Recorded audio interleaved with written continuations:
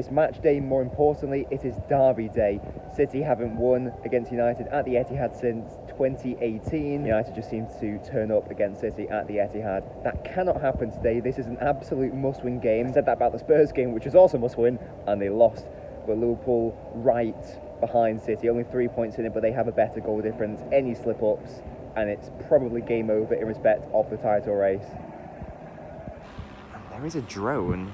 Look at that. Look at that mad lad. But I am going to predict City to win. They're going to break the Etihad voodoo against United. Because as I say, this is must win. It's must win. And I'm going to say 3-1. Let's be confident.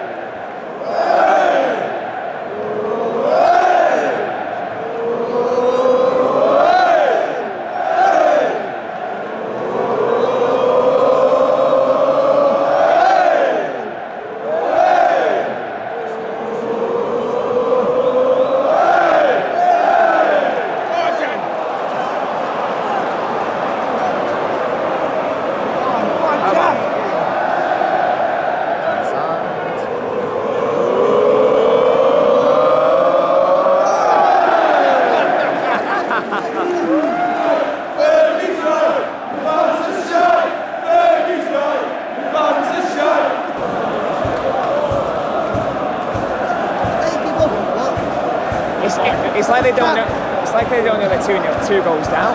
We're cheering the puppets and they're not doing anything.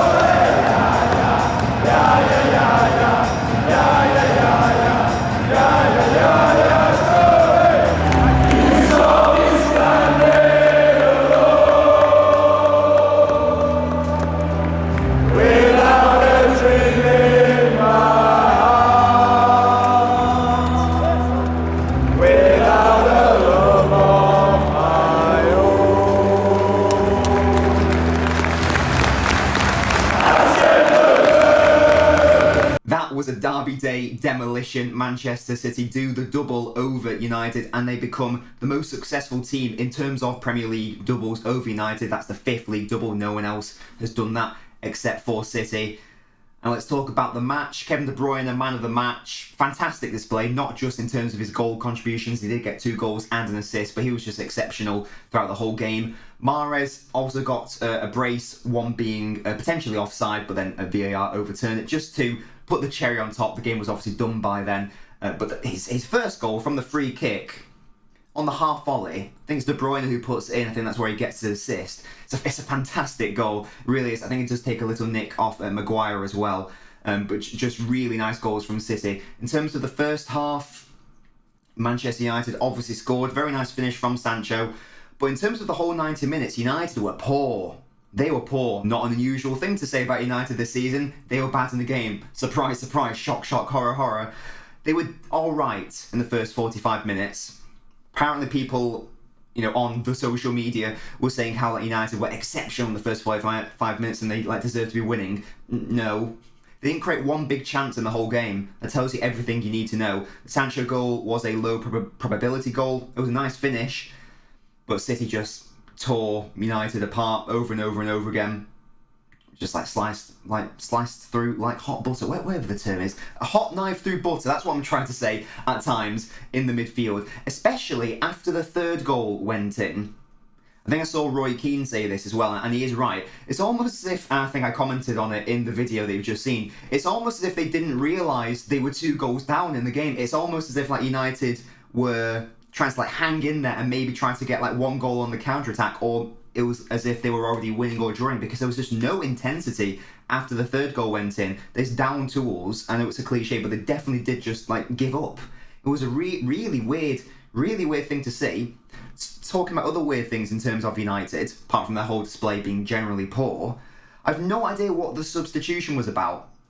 In the first half, Rangnick played this really sort of bizarre system. I understand there's like a bit of a striker injury crisis at United. There's no Ronaldo, for example. Obviously, there's no Greenwood or Martial either. Rashford was left on the bench, which I was a bit confused about. I think he played Pogba and Bruyne basically as 2 strikers in like a 4-4-2 in the first half. It was weird, but it sort of half worked because Pogba was quite a decent outball for United.